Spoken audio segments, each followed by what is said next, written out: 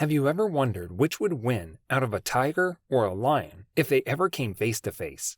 Have you ever thought that maybe the lion would win because he's the king of the jungle? Well, guys and gals, today in this video, we will be trying to find out if the lion really would win or if the tiger would surprise us all. And also in our video, we'll give you real examples of when tigers have fought lions and which of them won. So guys, stick around to the end. So let's start. Everybody is told that it's the lion that is the king of the jungle. Nobody ever really mentions the tiger. But did you know that tigers are usually bigger and stronger than lions? Well, these two very big cats are completely unmatched by anything else in the jungle, for sure. So let's take a look at a matchup between the two. To make sure everything is fair, we're going to try to do this backed by science where possible. We'll also look at some actual, real-life situations where lions really have fought tigers and see who won and why. So let's begin by looking at each animal individually to try and determine their strengths and any possible weaknesses. We'll start with the lion. Historically, you would have been able to find lions all over Africa and Asia, but now there are only parts of Africa where you'll find lions in any great quantity, and a small group of so-called Asiatic lions that live in the Gir National Park in India. Currently, they are listed as a vulnerable species by the IUCN. Lions tend to live in social groups called prides. The size of a pride varies depending on the group. Typically, you can find up to 4 adult males with another 10 or 11 females of varying ages, making up the rest of the pride. Individuals within the group will have different roles to play, but the males will normally concentrate on defending the group from outside attack, whilst the females will work as a group to coordinate the hunt for prey. That's not to say that a male lion is incapable of bringing down large prey. In fact, male lions are known to contribute directly, but when they do, it's normally by ambushing an unsuspecting animal, and generally in low light or at night. Tigers, on the other hand, are typically solitary creatures.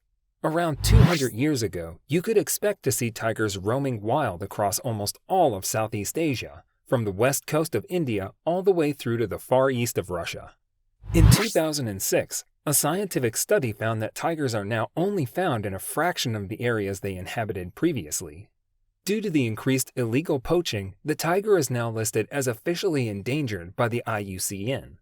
Unlike lions, tigers are quite happy to swim through even fast-flowing water if it means they get a chance to make a kill. A tiger's meal could include all sorts of varying animals, such as deer, boars, hare, and even other wild cats like leopards. Tigers have even been known to kill crocodiles and even pythons. Compared to the lion, the tiger is far more adept at hunting a much larger range of food. The tiger is also able to climb trees. This gives it a further advantage in hunting, as it can lay in wait in the tree before dropping down on unsuspecting prey. So how do lions and tigers stack up against each other physically? A tiger can grow up to 9 feet in length and weigh over 650 pounds. The male lion, by contrast, will usually be somewhat smaller, at around 7 to 8 feet in length and weighing about 500 pounds. So, on size alone, the tiger has a significant advantage. But size isn't everything. When going for the kill, both animals will look to go for the neck area. The lion will normally bite its prey until it dies from strangulation.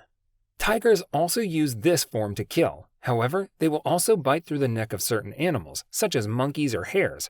Other times, tigers can also use their front paws and have been known to smash the skull of a cow and even break the back of a sloth in order to make the kill. So, it looks like the tiger is the far superior animal, but we're not calling it for the tiger just yet. Let's take a look at the history books to see if we can find out anything from days gone by. We know that the Romans were absolutely crazy about watching wild animals fight each other, and indeed men called venators. The venators were kind of like gladiators, except they were classed as an even lower level of humanity than the gladiator. It was their job to entertain the masses of ancient Rome in the Colosseum, taking part in what were known as venations. Each successive emperor would try to outdo their previous incumbent by killing more animals as part of these events. The record seems to have been held by the Emperor Trajan, who managed to destroy 11,000 wild animals over the course of 120 days, way back in 98 AD. Unfortunately, it is not clear if lions did fight tigers, and if they did, who won. Whilst it's not entirely clear as to which of the species was victorious in ancient Rome, there are many other accounts of lions fighting tigers in more recent times. So let's see if these can tell us more. The first account we can see is related to a report from Italy in 1808, where a Mr. Bolton reported a friend of his had seen a fight between a lion and a tiger at a circus in Verona. Details are sketchy to say the least, but apparently in this case the lion was victorious. Another account, also in Italy, tells us another tiger attacking a lion in 1830, in Turin. According to this report, the lion grabbed the tiger by the throat and strangled it to death. So far, it looks as though the lion is doing far better than the tiger. However, a British soldier on duty in Sierra Leone in 1838 is reported to have seen numerous fights between the two, but the tiger would always win. A more detailed and famous encounter between a lion and a tiger was reported in the Harper's Weekly newspaper in 1859. The report tells of a tiger called Gunga, or Nina Shahib, who attacked and killed 30 lions. The report goes on to say that the same tiger attacked another lion whilst being kept in London. From eyewitness accounts, the lion had begun to get the upper hand, pinning Gunga to his back, but Gunga managed to slash at the lion's stomach and mortally wound it. There are many other, largely unsubstantiated accounts of fights between the two beasts, most of which call the fight for the tiger. But what do the experts say? Alex Kerr is a trainer of both lions and tigers and states that, in his opinion, the tiger will always win out over a lion, as it's the stronger animal. John Vardy says that from his experience, the tiger is just far too strong for the lion. As the owner of the Londalazi Game Reserve in South Africa, I guess he should know. Big Cat Rescue, located in Tampa in Florida, USA, also came down on the side of the tiger. However, as they stated, it does depend on the age and condition of each cat, and possibly even suffering some form of illness. That said, other experts are happier to get behind the lion. Clive Beattie, who ran the Clive Beattie Colbrose Circus, has publicly stated that he believes a lion would defeat a tiger in 9 out of 10 fights. That's backed up by Dave Hoover, a trainer at Beattie's Circus, who also believes the lion would win every time.